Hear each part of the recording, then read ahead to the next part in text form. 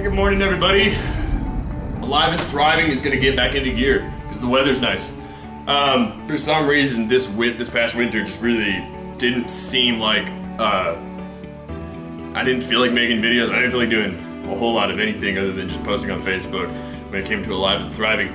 But we definitely need to get back on this bandwagon of positive motivation and just encouraging each other to get out there and affect positive change in whatever way that is for us. So for me this morning, it looks like jumping out of bed, having some tea, and getting over to the gym.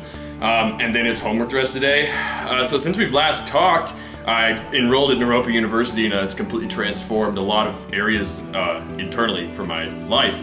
And I encourage each and every one of you to introspect. Take a moment to ask yourself some questions. One of the first questions I started asking myself that led me to a journey of self-discovery was, who am I? And if you just sit somewhere quietly, give yourself 30 minutes, maybe start out with just 5 and work your way up to 30, but sit there with your eyes closed and your back straight and just ask yourself every 2 or 3 breaths who you are. Ask yourself, who am I? Who am I? And continue that. It's a great practice for getting in touch with yourself. It's kind of like, if you've never done it before, it's kind of like picking up the phone and calling a really good friend that you have not talked to for several years. The reason I use that analogy is because when we're a child, when we're younger, we usually have this sense of self-awareness that we don't really care about what the future holds. We just care about getting out there and having fun right now. And that is extremely healthy. I mean, that's why children usually are just so happy, and if they have a positive surrounding and a good upbringing, they're just usually just happy children when they're outside playing with their friends. And that's because in that space, you don't really have a choice other than to be right in the present moment with your friends or yourself. And you really do understand a lot more about yourself in those early years than you do as you get later into life. You start to forget a lot of things about yourself, and you get really preoccupied with social pressures or peer pressures and the demands of culture. So just give yourself a little bit of time today, sit down to ask yourself who you are. That's a great place to begin a journey if you decide you want to take a look at what constitutes your existence, your life here on planet Earth. So I love each and every one of you.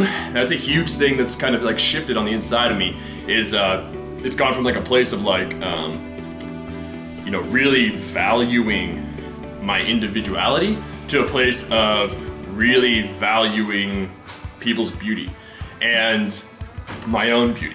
I see that more present than I ever have before, and I see others' beauty on a level that I'd never even considered before. So essentially what it is, if you want to get philosophical or theological, it's just loving thy neighbor or treating other people how you would have them treat you, which is the platinum rule. The golden rule is treat others as you would be treated, or treat others as you would like to be treated, but treat others as you would like them to treat you.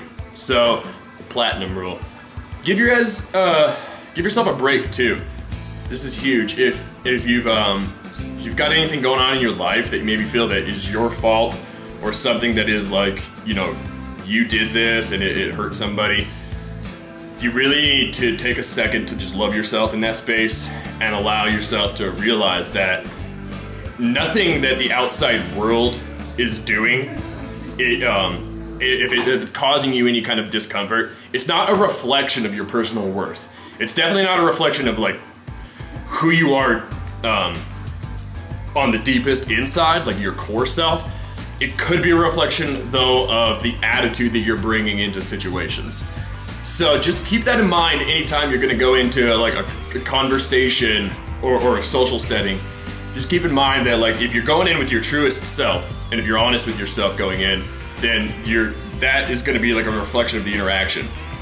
But if you've got some things on the inside that you really want to project onto people, or you really don't understand, it's kind of like not knowing the colors that you're painting with, but painting anyways, and just being well, maybe things will come out well. Maybe you're blind and you're just really finger painting.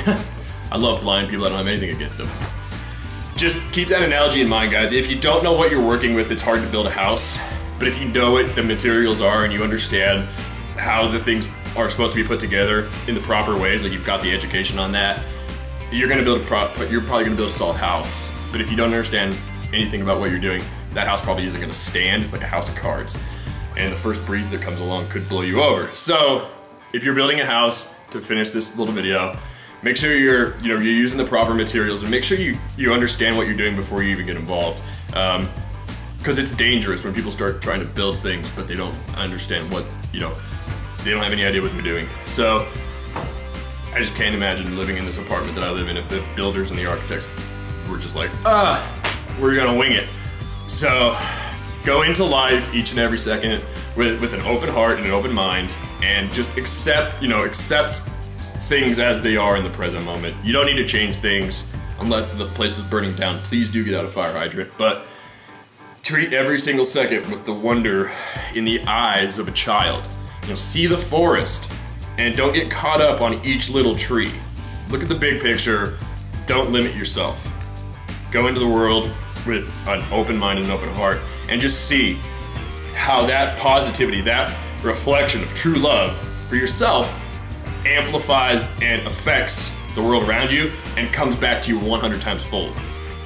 I guarantee that if you emit love and positive energy into the universe is going to send it back to you 100 times fold, and that could look like anything. All right? Love yourself, love your family, love your friends, and love the world, okay? How big is the circle you're gonna draw around yourself, essentially? If it encompasses friends and family, awesome. If it encompasses the whole world, awesome. There's no right or wrong answer, okay? Love, at the end of the day, is the blood that courses through the veins of reality. It is the social glue. It is the structure that keeps, it is the gravity that keeps loved ones coming back together no matter any kind of conflicts that take place, any kind of disagreements. Love is always that glue, that gravity, that center of the galaxy that keeps everything kind of spinning around it, all right? Things might get kind of crazy on the outside of the galaxy, the fringe, but in the center, that is solid for all intents and purposes, and it keeps everything moving around in a central location, like a general location. So use that analogy if you need to, the one of a galaxy, and just know that, yeah, things might look a little hectic and they might look like there's a lot going on, but essentially everything is still kind of revolving around a nodal point, and that nodal point is always going to be love, okay? Nothing else has the gravitational power that love does.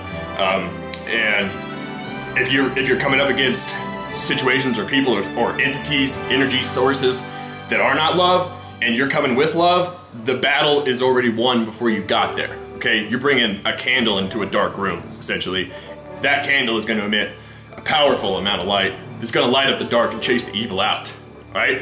Love conquers all things, and it has no equal and it has no rival, all right? It is alone at the top of the food chain, and it will continue to bring humanity back together. And it will create the social structure that is needed for a new society based on love.